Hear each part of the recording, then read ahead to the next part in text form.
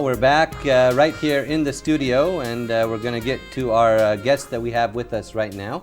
We have with us this evening Sheikha Fatima Mbarak Al-Sabah, and Sheikha Fatima is the Vice Chairperson of the Kuwait Society for the Protection of Animals and Their Habitat. And Sheikha Fatima, we'd like to welcome you to the program tonight. Thank you very much for having me. Nice to have you with us right here on the weekend show. And maybe we could start out by informing our audience a little bit about when the Kuwait Society for the Protection of Animals and Their Habitat was established, and your main goals and objectives, please. Okay. So the Kuwait Society for the Protection of Animals and Their Habitat, or KSPATH, was established in 2005 by Aisha Al-Hmaili, who was our founder and chairperson. It was established because Aisha saw a need in Kuwait for a shelter to house the many dogs and cats that we have in the streets or that people don't want to care for anymore. So the main mission of KSPATH is to offer sanctuary or like a shelter for either animals, all animals in need that we can house, be it dogs and cats, which are domesticated animals, or even sometimes wild animals like baboons, or we even have a section of the shelter for farm animals like horses or goats or sheep. So any animal that needs a home or that needs a place to live in or needs sanctuary, we offer that. So Sheikh Fatima, how did you get involved with KSPATH? I know that's an interesting story, so maybe you could share that with our audience, please. Yeah, I've always been passionate about the environment and animals. I've always wanted to find a way to help animals in the environment in some way or another. You know, when I was younger, we used to watch TV, Animal Planet, Discovery Channel, National Geographic, and see all the wonderful things people do with animals. I never thought there was something I could do myself. And then I found KSPATH, and it was like my calling. I found somewhere to felt something close to your heart then, yeah, huh? something very close to my heart that I can actually make a difference. Okay. And I started with, first of all, it was because I rescued a dog from the street near our house. And I was not studying in Kuwait at the time, so I couldn't keep the dog. And so I asked around, and they told me Aisha Al-Hmaili has a shelter and you can take that dog there. And so that's how I met Aisha, through this first dog that I rescued. After that, when I came back to Kuwait and finished my studies, I had time and I wanted something to do, and I really wanted to volunteer. Give back a little bit to society. Give back, huh? and I love dogs and cats, and I just wanted to help out in some way. And so I started volunteering with them. And I think I really loved it. I did everything, every program that KSPATH offers, I tried to do everything. You got involved in every program? I got involved in everything I could get involved with. Can you tell us a little bit about these programs? I know they've expanded since the establishment in 2005, but the current situation now, you've got a lot of very prominent programs. Can you highlight some of them, please? So we have 4 main programs. It's the Adoption Center, which is where we have the dogs and cats and other small animals like rabbits and birds for adoption. We have the Marine Conservation Program, where because KSPATH stands for Kuwait Society for the Protection of Animals and Their Habitat, so the Marine Conservation branch of KSPATH is the part where we care for the environment, which is the habitat, and the environment that we care for is more habitat related, so it's habitat of the animals. The habitat that we care for is important for migrating birds and marine life. And then we also have education program, because we understand that to make a difference, a shift in society, you have to start with the younger population. The young generation, yeah. The young generation. You have to instill a sense of responsibility and compassion towards the environment in them, so they can be more responsible as they grow up and actually make a shift. And foster that within themselves as they become young adults. Exactly. And this is done through schools. Yes. You go to schools and you talk about we go to schools and we talk to them in classes, and then we also sometimes bring some of our animals to the schools, so students and children can interact with the animals and see that just because a dog has teeth, it doesn't mean they're going to bite you. This is how we approach an animal. Yeah, because some children are very afraid because they don't interact with them daily, right? So they're afraid of the dog when they see them. They're like, oh, but it has teeth. I said, yeah, it has teeth, but it's not going to bite you. I have teeth. I'm not going to bite you either. So we just try to make them understand that this is an animal. You don't have to want to keep this animal. You don't have to want to care for it all the time, but we have to respect it. And there's many instances, of cruelty to animals. So what you're doing, KSPATH's doing is really commendable. You should be commended for those fine efforts of actually reaching out and going to the schools, going to the public, especially the youth, the young generation? Yes, because there are many studies that show that teaching children compassion towards all living things when they are young actually makes them grow up into more responsible adults who will have more compassion towards animals and towards humans and towards their environment. So it'll make them better citizens of the world and make them want to make the world a better place, see changes that they want to actually implement. Well, I mean, you must face some challenges as well, because there's not any laws here in Kuwait that pertain to cats and dogs and other domestic animals like that. I mean, there are for camels and other types of cattle. So you must face challenges from that aspect as well. We do face some challenges. There are some laws, but it's sometimes difficult to get them to work properly. So in many ways, even though the laws are not there to protect the animals that we care for, we still continue doing what we do because we think that you're change protecting has to start. them. So yeah, that's we are what's protecting them important, for one, and then we can make sure that after they leave our premises, they are protected. And as a non-profit organization, most of your activities are based on volunteer work and donations, Yes. is that right? Yes. Can you tell us how important volunteering is to you, first of all, and we can discuss the donations later. Yeah, myself, I believe very much in volunteering. I think it's for myself, people say volunteering is a selfless act. For me, it's more of a selfish act because when I volunteer, I feel really good. Yeah, I feel very proud. I feel a sense of accomplishment. Either if I cleaned up a beach or if I went and walked a dog one day at the shelter or played with a cat. Just this interaction, it actually makes me feel much better about myself. And so we do have a volunteer program. People can sign up by emailing our volunteers@casepath.org email. And when they will get an automatic response about when the next volunteer orientation is, because we have them once a month. And so they can. You train them with specific tasks and things like that? Yeah, so we have an orientation. We show them the premises. We explain to them our policies, what they should and should not do. And then they get a T-shirt. And the T-shirt says volunteer on it, so they're proud. And I believe also, Sheikha Fatima, you have an open day coming up this Saturday, the 26th, so the public can find out a little bit more about what's going on. Can you briefly tell us about the open day? Yeah, so on the 26th of April, so Saturday, it's a day where the shelter is open to the public, so anyone can come in. We charge a small entry fee, 1 KD, and it's a donation, and we also ask them to bring in any donations they want, like this time we're asking for canned food, dog or cat canned food, and they can come in, play with the dogs, play the puppies in the garden, walk the dogs around the premises, interact with the, so that's the poster. Oh, this is the for the open day. For the open day, Nice colorful poster there. Thank you. So they can interact with the horses and donkeys. They can see the cats, play with the cats. So mostly it's a day for people to come and see what is CasePath, what is the animal shelter. And this is open to families or is it open to just volunteers? Open for everyone. So it's open for everyone, so open to the public. So anyone from the public can actually come in and enjoy what CasePath has to offer. So how can someone now, they're watching the program right here in the state of Kuwait and they love animals and they'd like to adopt or get one of the animals. Is that possible, and what is the way they can do that? Yeah, so first of all, we want them to get in touch with us. They can get in touch with us through our website, so either log or go on to www.casepath.org, and then we have a gallery for the dogs and the cats, and we also have a gallery for small animals like the rabbits and some turtles and tortoises that we have.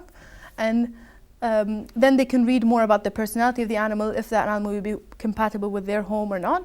After that, they can call us on our hotline. It's 6700-1622. And all those numbers will be coming up and the email on our screen. But continue, go ahead. And we will ask them a few questions on the phone just to establish if everyone in the family wants an animal, where will they house this animal, and so on. So you do the research to find out that it's actually being given, it's going to a good home that will keep it and nurture it. Yeah, so we always, whenever they come to the shelter, we do like a small interview. We always ask the entire family to come because we want to make sure this animal gets along with the whole family, not just one member of the family.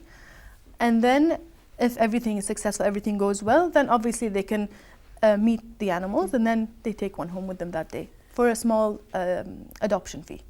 So these animals that are up for adoption, and Sarah, we have some of the animals from the shelter up on the screen right there. Yeah. Can you tell us a little bit about what we're taking a look at here? So this is a a steppe eagle. Okay. This is a raptor that we have in our care. This animal will be soon released back to the wild. So this is from our rehabilitation center. We rehabilitate wild birds and then release them back into the wild after we are sure that they're healthy and Who's this fine. cutie right there? This is Mandy. Mandy, okay. She's one of our cats that are available for adoption in the shelter. Very nice. Now, are these the animals? Obviously, they come from various backgrounds. Yeah. Some of them are strays, and some of them are rescued. Some of them are rescued, and some of them are surrendered. We call it surrendered when people don't want to keep the animal anymore, and they bring it to us. And what are we taking a look at here, Sheikha Fatima? And so earlier there was a dog. His name was Tom, and this one is Tom, that's him. He was actually very difficult to catch that photo, but I don't know how it happened. It's a good photo. You know, besides your volunteering work, you like to also dabble in photography, right? Yeah, I like photography. Yeah. And so I photographed most of these pictures. Excellent.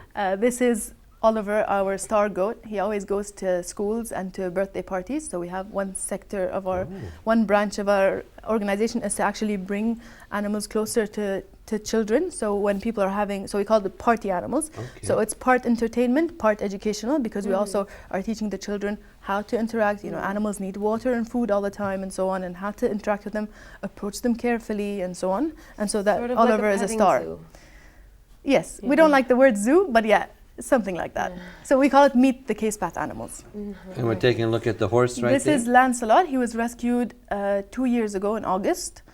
He's been in our care since then. We actually found him in the desert. He was abandoned in the desert. Oh. We got a phone call about a horse in the desert, and we went and rescued him.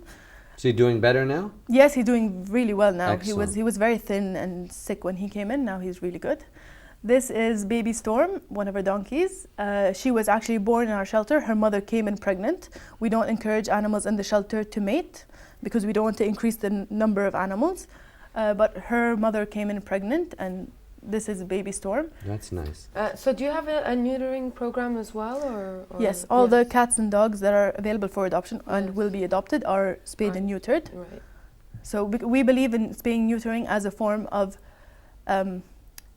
prevention, the situation in the long prevention run. and fixing the situation that is already I mean, this is the existing. way it's done, I believe, in the UK and in various countries in Europe and the US. And I think it's the only way to stop them from this being strays on the streets. You know? Exactly. And what is this picture right here? It's like a group with the Kuwaiti flags. Is this a National Day activity that was held? Yes, this was on the 28th of February. We had a beach cleaning, and it's because it was February, we wanted to do the beach cleaning. Yeah, so that's part of our habitat protection. We clean a stretch of beach along Slaby Khat. We call it Mangrove Beach. That's the beach itself. Yes, So that's Mangrove Beach because there are these important trees that are called mangroves, and it creates an ecosystem where migrating birds come and nest and eat. And these are pictures from the before and after of cleaning that stretch. So this is the before picture, where 3 years ago, before we started our program, the beach was literally covered in styrofoam and plastic bottles. Debris, huh? Yeah. And after 4 hours of cleaning, we had 40 volunteers come up, and they did 4 hours of cleaning all by hand, just manual labor. They collected 4 tons of waste. Wow. And then the other pictures show how the progress happened. So and then after, and we've been cleaning that same stretch of beach 3 years in a row now. And now we can see new growth. We can see more birds. We can see the greenery being greener. It's really inspiring because we can actually see directly the progress that we're making. And now you're very active as well. You organize the various like open days and cleanups, pet drives. But you've also recently organized an art exhibition for artists and also a yoga fest. Yes. Can you tell us how these came in to promote your cause of protecting animals? Yeah, so because we're a non-profit organization, we need to fundraise to continue our operations.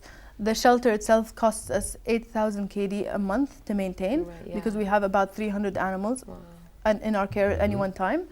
And so we always have activities and events to actually raise more funds. The Yoga Fest was one of them. It was just a day where we had 8 teachers who donated their time to come and teach That's yoga great, classes. yeah. And then people would register to take the classes, and then they would, so all the money went to Case Path. And then the art event was an event that I organized because we wanted to bring in artists always like to support Sure. non-profits. Organizations. Yeah. So we organized different types of art and artists to donate their works of art, where most of the proceeds went to Case Path. It was our first time ever. Both these events were our first time Very ever successful having ones. them. A lot of people heard about them, and I think attended also. Yes, the Yoga Fest was our first one. They were also marketed very well. Thank you. You could see the posters for them everywhere. I also wanted to inquire about another very popular event that you've been hosting now. Yeah. Last year you had the Bark in the Park, the third edition. Yes. Will you be hosting the 4th one again this year? Yes, hopefully, yes. This and is one in of the our same location. Hopefully, this is one of our most successful events so far, the Bark in the Park, because we're bringing in dog lovers together, bring people who already have dogs and people who don't have dogs and maybe want to come and adopt them. So we bring them all together in one space, and they have a great day with their dogs, watching other people's dogs in the ring. Tell our audience a little bit more about that. Is that held in one of the public parks, or where is it held? So it's held in Ahmadi in the Japanese gardens. Yeah. Okay. Beautiful we gardens. We charge an entrance fee and a registration fee for a person who wants to come in with a dog, and there are competitions for the dogs to enter. The competitions are not breed based, they're fun competitions like most adorable or agility they training. They dress them up as well, or best costumes, dressed, or most look alike, so people, the owner and their dog looking alike, dressing the same way. People like to show us how much they love their animals, and we love that. It's very fun.